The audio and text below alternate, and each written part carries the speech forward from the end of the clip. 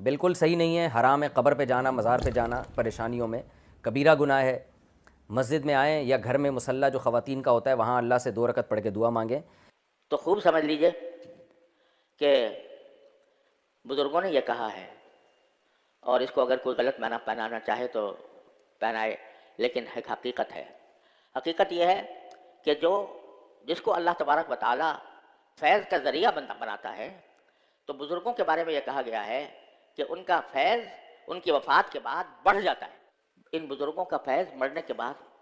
موت کے بعد بڑھ جاتا ہے۔ انبیاء کرام علیہم الصلوات و تسلیمات اور اولیاء اعظام رحمہم اللہ کی زندگی میں اور ان کی وفات کے بعد ان سے فیض و برکت حاصل کرنا، ان کے تبرکات سے برکت لینا اہل سنت و جماعت کا عقیدہ بحمد تعالیٰ یہ شروع سے چلا آ رہا ہے، جبکہ اہل سنت کے مخالفین نجدیوں کی طرف سے تو یہ بالکل اس کو کلیتاً اس کا انکار کیا جاتا ہے۔ نہ صرف انکار کیا جاتا ہے بلکہ اس کے اوپر کفر و شرک کے فتوے لگائے جاتے ہیں کہ یہ اولیاء اور انبیاء سے تبرکات کے اور ان سے فیض و برکت کے قائل ہیں، یہ تو ان کی عبادت ہے اور یہ شرک ہے اور یہ کفر ہے، اس طرح کے فتوے داغے جاتے ہیں۔ اور دیوبندی علماء کی طرف سے ایک طرف تو ان کے اسٹیجوں کے اوپر ان کی تقریروں کے دوران یہ کہا جاتا ہے کہ یہ مزارات پہ جاتے ہیں، اور طارق مسعود صاحب جو دیوبندی عالم ہیں انہوں نے باقاعدہ بیان دیا کہ یہ مشکل کے وقت قبر پہ جانا اور مزار پہ جانا یہ حرام ہے بلکہ کبیرہ گناہ ہے۔ اور دوسری طرف مفتی تقی عثمانی صاحب دیوبندیوں کے بڑے عالم ہیں، وہ بیان یہ دے رہے ہیں کہ جو اکابرین ہیں ان کے فوت ہونے کے بعد بھی ان کا فیض جاری رہتا ہے۔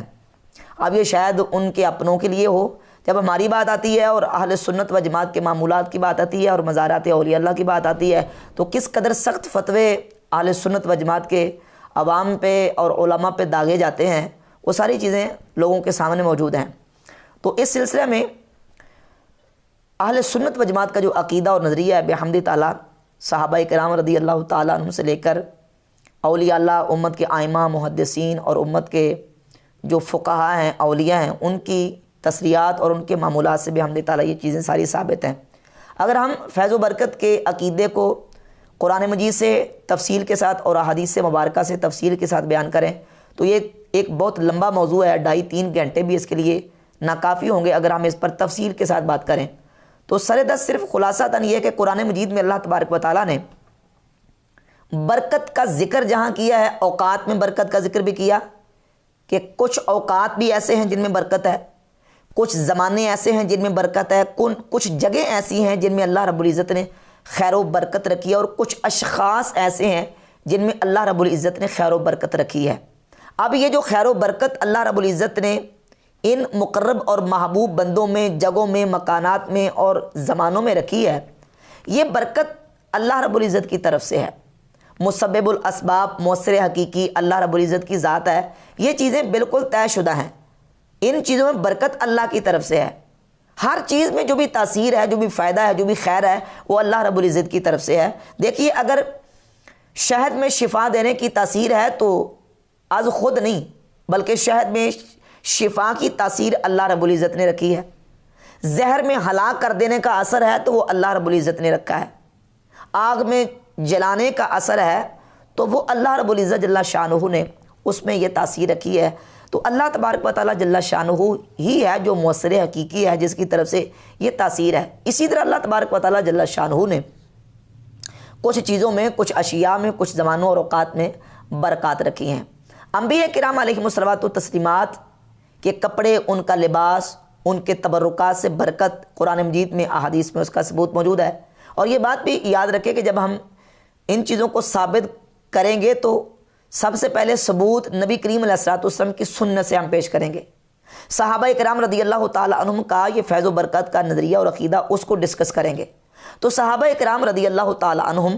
نبی پاک صلی اللہ تعالی علیہ وآلہ وسلم کے تبرکات سے برکت لیتے تھے، حضور علیہ الصلوۃ والسلام کے کپڑوں سے برکت لیتے تھے، آپ علیہ الصلوۃ والسلام کے بالوں سے، منہ مبارک سے برکت لیتے تھے۔ آپ علیہ الصلوۃ والسلام کے ساتھ جن جگہوں، جن چیزوں کی نسبت ہوتی تھی صحابہ کرام علیہ رضوان ان چیزوں کو خیر و برکت کا سبب اور باعث جانتے تھے۔ اب اس کے مقابلے میں مخالفین کی طرف سے اپنی طرف سے کچھ قیودات و شرائط لگا دی جاتی ہیں، اور وہ کہتے ہیں کہ یہ نبی علیہ الصلوۃ والسلام کے ساتھ خاص ہے اور نبی علیہ الصلوۃ والسلام کی ظاہری زندگی کے ساتھ خاص ہے، بعد میں نہیں ہو سکتا، اور نبی علیہ الصلوۃ والسلام کے علاوہ بھی کسی کے ساتھ یہ معاملہ نہیں ہو سکتا۔ سوال یہ پیدا ہوتا ہے یہ جو تم تخصیص کر رہے ہو اس تخصیص کی دلیل تمہارے پاس کیا ہے؟ کیونکہ تخصیص کے لیے دلیل کی ضرورت ہوتی ہے۔ جب ہم نے کسی مسئلے کا استنباط و استدلال کرنا ہے تو ہم نے سنت سے لینا، ہر مسئلے کو سنت سے ہی استدلال کرنا ہے۔ اگر کوئی بندہ یہ کہے کہ نہیں اس سنت سے استدلال نہیں ہو سکتا، یہ خاص ہے نبی علیہ الصلوۃ والسلام کے ساتھ، تو اس کو دلیل دینی پڑے گی، وہ ثبوت پیش کرے گا تخصیص کا کہ یہ چیز نبی علیہ الصلوۃ والسلام کے ساتھ خاص ہے اور نبی علیہ الصلوۃ والسلام کے بعد کسی کے ساتھ نہیں ہو سکتا، یا نبی علیہ الصلوۃ والسلام کی ظاہری حیات طیبہ کے ساتھ خاص ہے، نبی علیہ الصلوۃ والسلام کے وصال اقدس کے بعد نہیں ہو سکتا، اس کے لیے وہ ثبوت اور دلیل پیش کرے گا۔ ان کے پاس کوئی ثبوت اور کوئی دلیل موجود نہیں، جبکہ ہمارے پاس بحمد تعالیٰ دلائل موجود ہیں کہ نبی پاک علیہ الصلوۃ والسلام کے وصال اقدس کے بعد بھی، پھر نبی علیہ الصلوۃ والسلام کے بعد امت کے جو اولیاء اللہ ہیں، صالحین ہیں، اسلاف امت ہیں، انہوں نے بڑے بڑے جو اکابرین ہیں ان سے زندگی میں بھی اور ان کے وصال کے بعد بھی ان کی طرف منسوب چیزوں سے فیض و برکت لیا ہے، اور اس کا عقیدہ اور نظریہ بحمد تعالیٰ ان سے ثابت ہے۔ نبی پاک علیہ الصلوۃ والسلام کے وصال اقدس کے بعد صحابہ کرام رضی اللہ تعالیٰ حضور علیہ الصلوۃ والسلام کے مزار پر انوار پہ حاضر ہوتے، حضور کی قبر شریف سے برکت حاصل کرتے۔ صحیح بخاری میں 3700 نمبر حدیث ہے، اور دیگر اور کئی مقامات پہ یہ حدیث موجود ہے کہ سیدنا عمر فاروق رضی اللہ تعالیٰ عنہ نے جب آپ کو زخم آئے تو آپ نے اپنے بیٹے عبداللہ بن عمر رضی اللہ تعالیٰ عنہما کو بھیجا کہ جاؤ سیدہ عائشہ صدیقہ رضی اللہ تعالیٰ عنہ سے پوچھ کے آؤ اور اجازت مانگو کہ مجھے نبی پاک علیہ الصلوۃ والسلام کی قبر شریف کے قرب میں دفن ہونے کی اجازت دی جائے۔ جب اجازت مل گئی تو حضرت عمر رضی اللہ تعالیٰ عنہ نے اس موقع پر کہا کہ مجھے سب سے زیادہ یہ چیز عزیز تھی، مجھے سب سے زیادہ اہم یہ تھا کہ مجھے نبی پاک علیہ الصلوۃ والسلام کہ قرب میں دفن ہونے کی جگہ مل جائے۔ اب اس پر امام ابن حجر عسقلانی نے فتح الباری شرح صحیح بخاری میں کلام کیا اور کہا کہ اس سے ثبوت ملتا ہے اور یہ ثابت ہوتا ہے کہ اللہ کے جو محبوب بندے ہیں، صالحین ہیں، ان کے قرب میں برکت کے لیے جو ہے وہ دفن ہونا، اس کا ثبوت ملتا ہے، کیونکہ وہاں نبی پاک علیہ الصلوۃ والسلام کی قبر شریف بھی تھی اور سیدنا ابو بکر صدیق رضی اللہ تعالیٰ عنہ کی قبر شریف بھی تھی، تو صالحین کی قبروں کے قرب میں ان کے جوار میں دفن ہونا برکت کے لیے اس کا ثبوت ملتا ہے۔ اور اس سے امام ابن حجر عسقلانی نے جو استدلال کیا ہے وہ استدلال صالحین کے تبرکات سے کیا ہے۔ امام ابن حجر عسقلانی کو فتح الباری میں دیکھ لیں اور امام نووی کی شرح صحیح مسلم دیکھ لیں، دونوں محدثین اور دیگر محدثین وہ جب بھی حدیث سے استدلال کرتے ہیں نا تو وہ یہ کہتے ہیں کہ آثار صالحین کیسے ثبوت ملتا ہے اس سے تبرک لینے کا، صالحین سے منسوب آثار سے تبرک لینے کا ثبوت ملتا ہے، صرف نبیوں کی تخصیص نہیں بلکہ نبیوں کے بعد جتنے صالحین ہیں ان کے ساتھ منسوب چیزوں سے برکت لینے کا ثبوت جو ہے وہ علی العموم والاطلاق اس کا ثبوت ان حدیث سے لیا جاتا ہے۔ اور پھر نبی پاک علیہ الصلوۃ والسلام کے صحابہ کرام حضور کے وصال اقدس کے بعد روضہ رسول پہ جاتے، فیض و برکت کے لیے حاضر ہوتے۔ المصنف لابن ابی شیبہ میں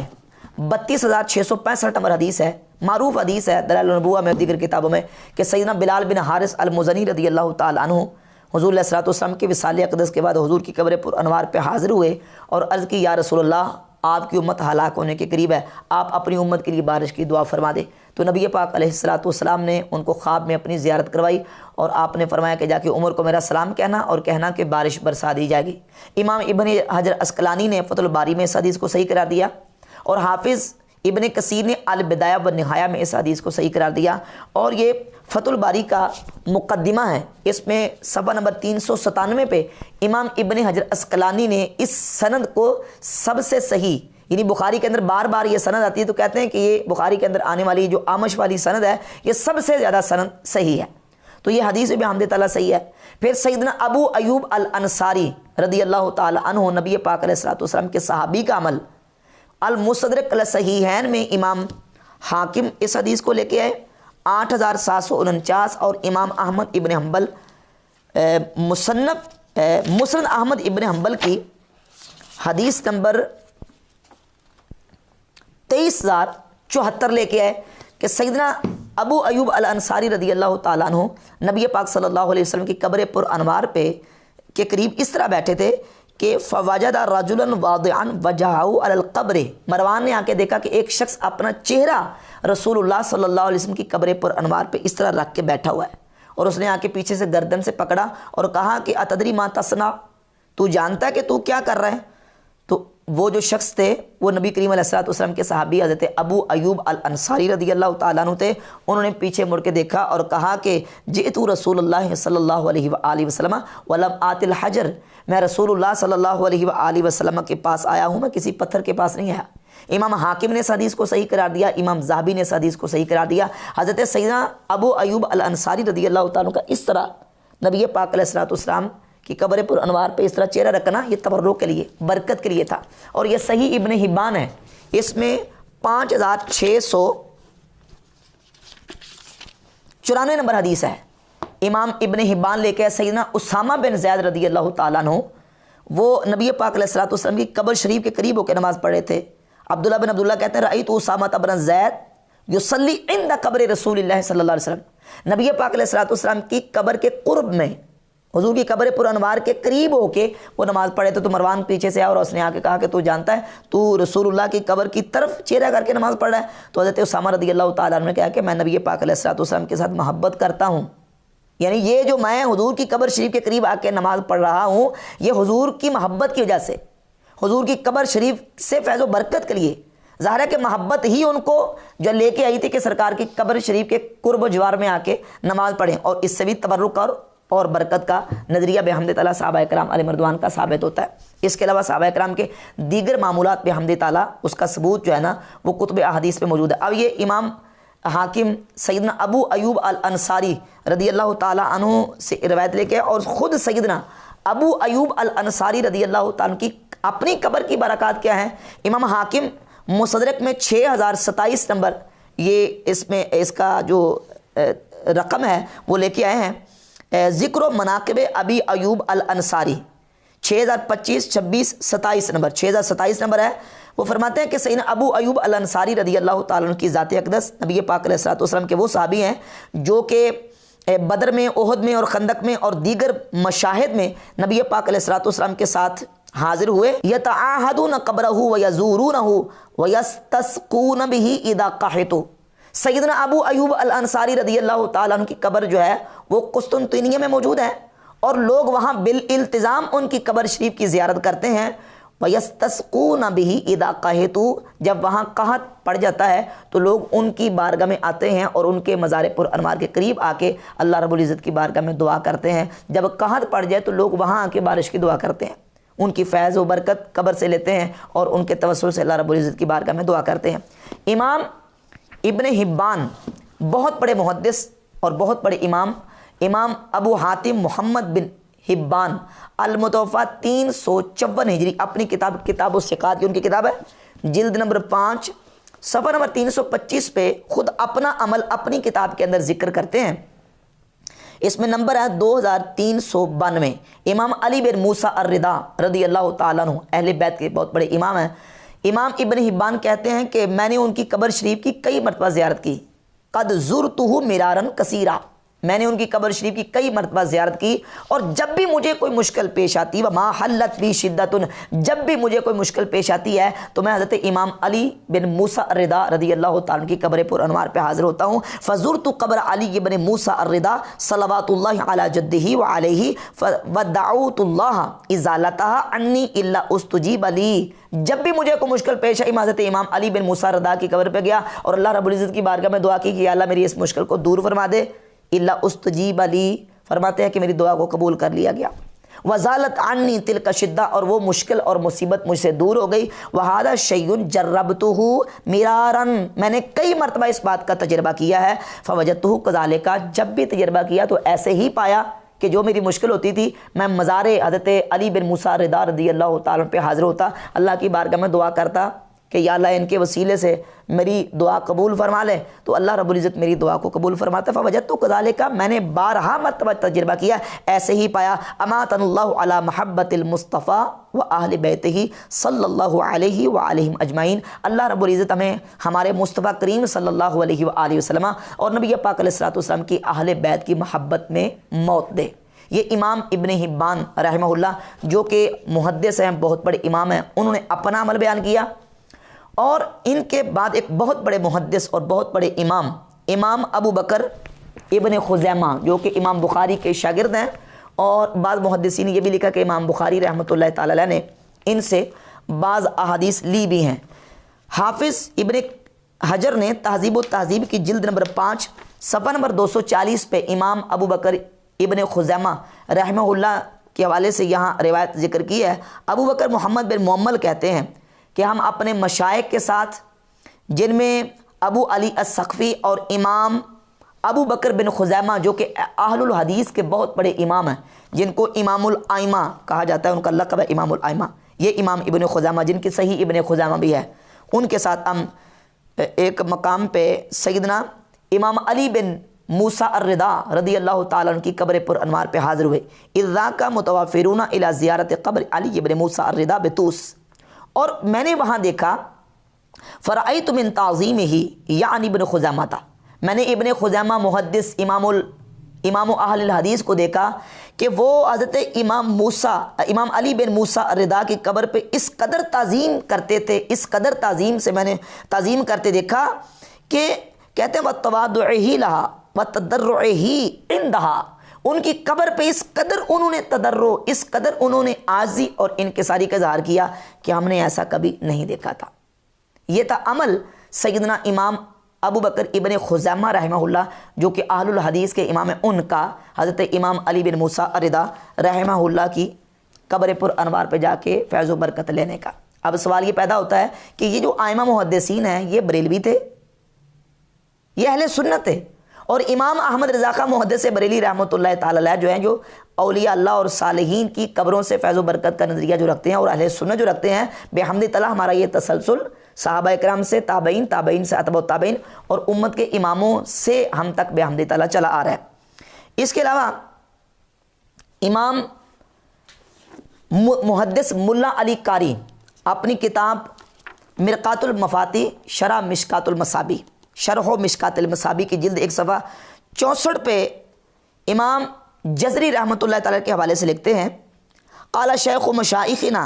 अल्लामतुल उलमा अल मुतबहिरीन शमसुद्दीन मोहम्मद अल जज़री फ़ी मुक़द्दिमत शरही लिल मसाबीह अल मुसम्मा बितस्हीह अल मसाबी, कहते हैं हमारे शेखुल मशाइख बहुत बड़े अल्लामा, बहुत बड़े मुतबहिरीन उलमा में से जो हैं इमाम जज़री रहमतुल्लाह, उन्होंने अपनी किताब जिसका नाम है शरह लिल मसाबी, जिसका नाम है तस्हीहुल मसाबी, उसमें ये बात की है कि इन्नी ज़ुरतु क़ब्रहु बिन्निसाबुर, मैं इमाम मुस्लिम बिन हज्जाज अल कुशैरी जो कि साहिब सही मुस्लिम हैं, उनकी कब्र पे हाज़िर हुआ। वक़रातु बअद सहीही अला सबील तयम्मुन व तबर्रुक इंद क़ब्रिही, और बतौर तबर्रुक मैं उनकी कब्र शरीफ के करीब हाज़िर होकर उनकी किताब पढ़ने लगा, मैंने उनकी किताब को वहाँ पढ़ा, कहाँ, इंद क़ब्रिही, उनकी कब्र के करीब। वरअयतु आसार अल बरकति व रिजा अल इजाबति फ़ी तुरबतिही, अब मैंने क्या देखा, मैंने ये देखा कि उनकी कब्र से बरकत के आसार मैंने देखे, और वहाँ दुआ की कबूलियत को मैंने देखा कि लोगों की वहाँ दुआएं कबूल होती हैं, लोग वहाँ जो उम्मीद दिल में लेके जाते हैं, जो दुआ दिल में लेके जाते हैं, वहाँ जाके दुआ करते हैं तो अल्लाह तबारक व तआला उनकी दुआओं को कबूल फरमाता है। ये मुहद्दिसीन का अमल है,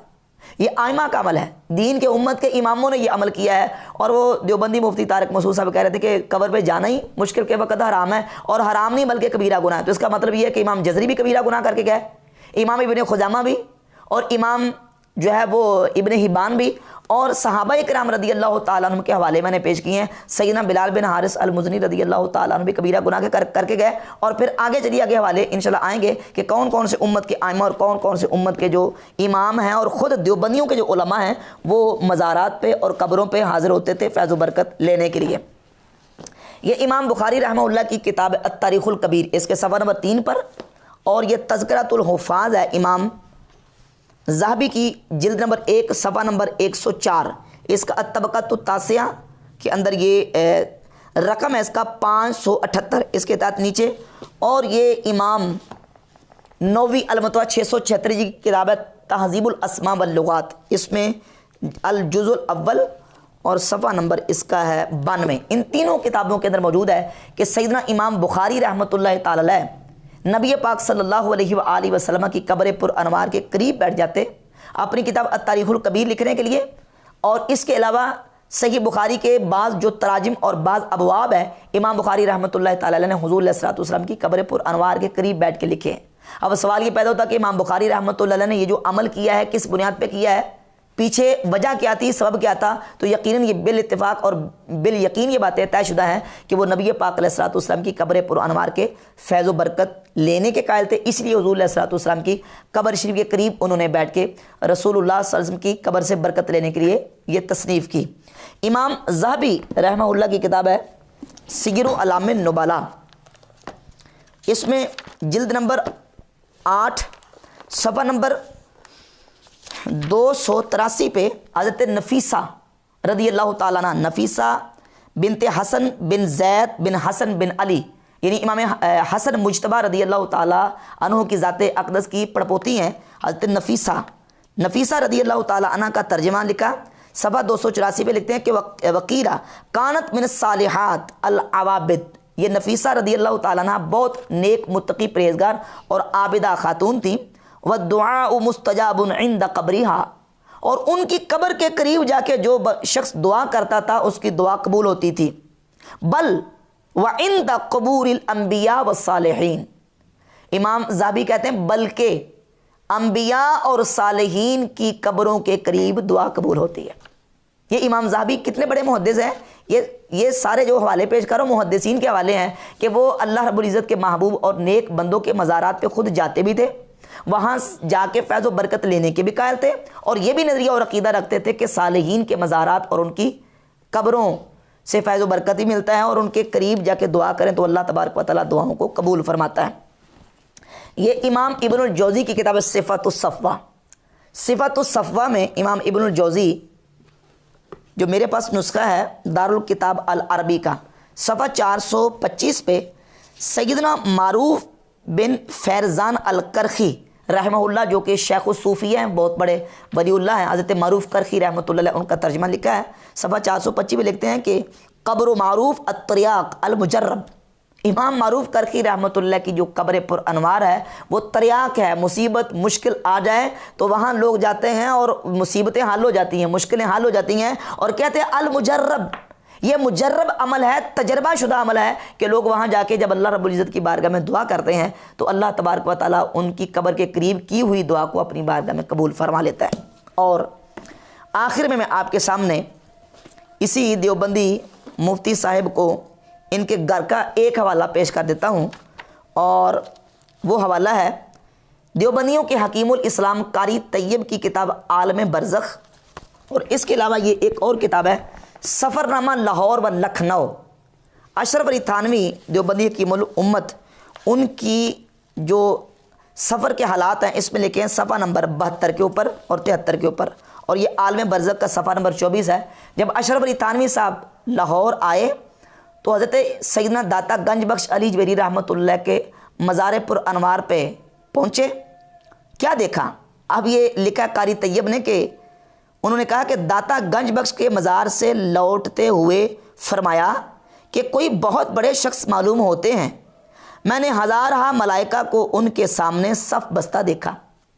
یہ دیوبندی حکیم الامت اشرف علی تھانوی صاحب کہہ رہے ہیں کہ وہاں داتا گنج بخش علی جویری رحمۃ اللہ کے مزار پہ ہزارہ ملائکہ اور فرشتوں کو دستبستہ دیکھا ہے، اور انہی دیوبندی حکیم الامت اشرف علی تھانوی کی روحانی اولاد یہ کہہ رہی ہے کہ مزاروں پہ جانا کبیرہ گناہ ہے اور جانے والے حرام کے مرتکب ہیں، اور وہاں جا کے بندہ جو نا گناہ کما کے آتا ہے اور کبیرہ گناہ ہوتا ہے۔ سوال یہ پیدا ہوتا ہے کہ یہ پھر آپ کے جو بابا جان ہیں وہ کبیرہ گناہ کر کے فوت ہوئے ہیں، کبیرہ گناہ کر کے گئے تھے یہاں، اور امام ابن حبان اور امام ابن خزیمہ اور دیگر ائمہ محدثین اور امت کے اماموں کے اور صحابہ کرام رضی اللہ تعالیٰ عنہ کے جو حالات میں نے پیش کیے، نعوذ باللہ تعالیٰ، کیا یہ سارے کبیرہ گناہ کرتے گئے؟ الیاذ باللہ تعالیٰ۔ جبکہ الحمدللہ اہل سنت و جماعت کا جو عقیدہ وہ کل بھی وہی عقیدہ تھا، آج بھی وہی عقیدہ ہے کہ اللہ رب العزت کے محبوب بندوں کو اللہ رب العزت نے جو ان کی شخصیات میں فیض و برکت رکھا ہے اور ان کی ذوات سے منسوب جگہوں میں جو فیض و برکت رکھا ہے، اللہ رب العزت کو مؤثر حقیقی جانتے ہوئے، مسبب الاسباب جانتے ہوئے، اللہ رب العزت کی عطا کو مد نظر رکھ کر اگر ان سے فیض و برکت کا یہ عمل کیا جائے تو اس میں کوئی حرج